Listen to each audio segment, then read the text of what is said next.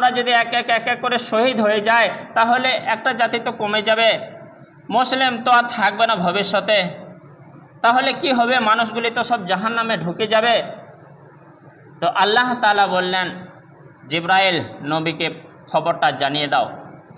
সূরা সাফফাহ 61 নম্বর সূরা আয়াত নম্বর 8, ইউরিদুনা লিউতফিউ নূরাল্লাহি বিআফওয়াহিহিম। তারা চেয়েছিল এ আল্লাহর ধর্মটা, ইসলাম ধর্মটাকে ফুঁক দিয়ে নিভিয়ে দেব, উড়িয়ে দেব, মিটিয়ে দেব। ওয়াল্লাহু মুতিম্মু নূরিহি, আর আল্লাহ তাআলা ইচ্ছা যে ইসলাম ধর্মকে পূর্ণতা দিয়ে, স্বীকৃতি দিয়ে সারা বিশ্বে ছড়িয়ে দেব।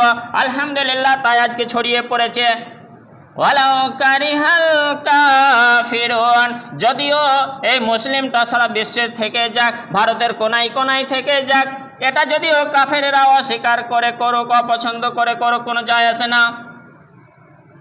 তারপরে আয়াতে আল্লাহ তাআলা আরো বললেন, হুয়াল্লাযী আরসালা রাসূলাহু বিল হুদা ওয়া দীনিল হক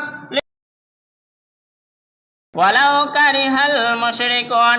আল্লাহ তাআলা, ওই আল্লাহ একটা নবী পাঠালেন সঠিক ধর্ম দিয়ে এবং হেদায়েত দিয়ে, যে সমস্ত মানুষকে বোঝাবে, বলে দেবে, কানে কানে কোরআন হাদিসের বার্তা পৌঁছে দেওয়ার পর এই ধর্মটা 1 নম্বর ধর্ম হিসেবে, সঠিক ধর্ম হিসেবে স্বীকৃতি পাবে বিশ্বের মানচিত্রে। আর আলহামদুলিল্লাহ, তাই আমরা পেয়েছি। যদিও সেই মুশরিকরা এটাকে অপছন্দ ভাবে, ভাবুক। আল্লাহ তাআলা বললেন, ভাবে তো ভাবুক, কোনো যায় আসে না, অপছন্দ মনে করুক।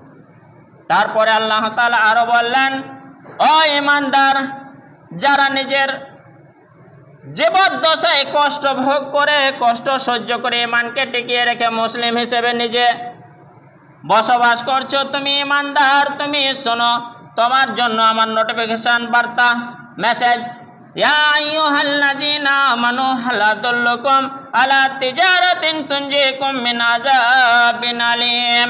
হে ঈমানদার বান্দারা, আমি কি তোমাদের বলে দেব না এমন একটা ব্যবসার কথা, যে ব্যবসাটা তোমরা করলে তোমরা অতি শীঘ্রই মুক্তি লাভ করবে, কঠিন আযাব থেকে তোমরা মুক্তি পাবে, পরিত্রাণ পাবে। সেই ব্যবসাটা করলে, সেই ব্যবসার কথা কি বলে দেব না? হ্যাঁ, অবশ্যই বলে দেব। পরের আয়াতে আল্লাহ তাআলা বললেন, তুমিনুনা বিল্লাহি ওয়া রাসূলিহি ওয়া তুজাহিদুনা ফি সাবিলিল্লাহি বিআমওয়ালিকুম ওয়া আনফুসিকুম, যে তোমরা ঈমান আনো সর্বপ্রথমে আল্লাহ তাআলার ওপর, সর্বপ্রথমে আল্লাহ তাআলার ওপর। এই ঈমানটা আনার জন্য যদি গলায় ছুরি লাগিয়ে জবাইও করে দেয়, গলাটা পেতে দেবেন, জবাই হয়ে যাবেন, কিন্তু আল্লাহকে অস্বীকার করবেন না।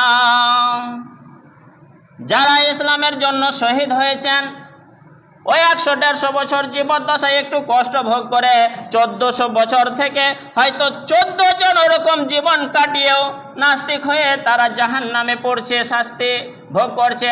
আর ওই সামান্য সময় 100-150 বছর একটু কষ্টভাবে কাটিয়ে গিয়ে আজকে শান্তিতে আরামে বিশ্রাম নিচ্ছেন, নিদ্রায় রয়েছেন, জান্নাতের নিয়ামত তারা উপভোগ করছেন। তাই সামান্য সময় দুনিয়ায় যদি কষ্ট হয়, ঈমানটা রাখার জন্য হোক, তো আল্লাহ তাআলা বলে দিলেন, তুমিনুনা বিল্লাহ, 1 নম্বরে তোমরা আল্লাহর উপর ঈমান আনবে, ওয়া রাসূলিহি, আল্লাহ রাসূলের উপর ঈমান আনবে, ওয়া তুজাহিদুনা ফি সাবিলিল্লাহ, আর আল্লাহর পথে লড়াই করতে হবে।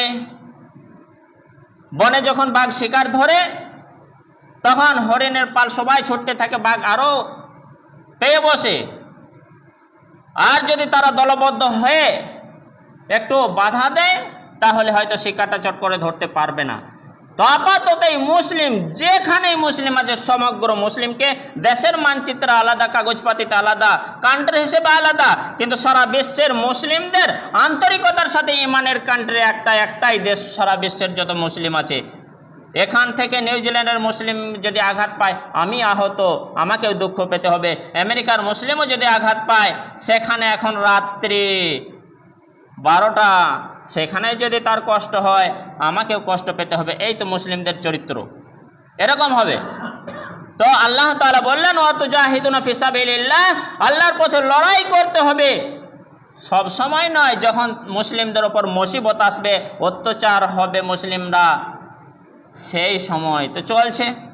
একটা মুসলিম যদি বাসে ট্রেনে যেতে যেতে কেউ অপমান করে হেউ করে অন্য ধর্ম মুসলিম, আরও মুসলিম থাকলে ঝাঁপিয়ে পড়তে হবে, কি হয়েছে, সাবধান, এরকম করা যাবে না, এরকম করো না, প্রতিবাদ করতে হবে।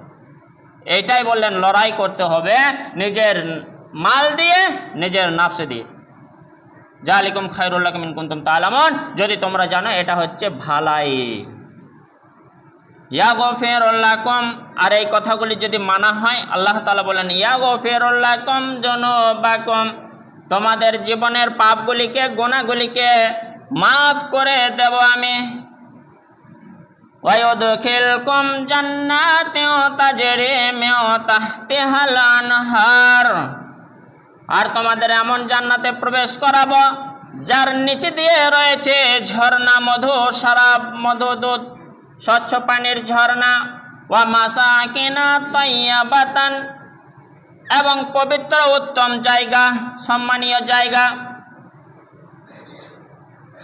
তারপরে জান্নাত আদন, জালিকাল ফাওজুল আযীম, আর এটাই হচ্ছে উত্তম সাফল্য।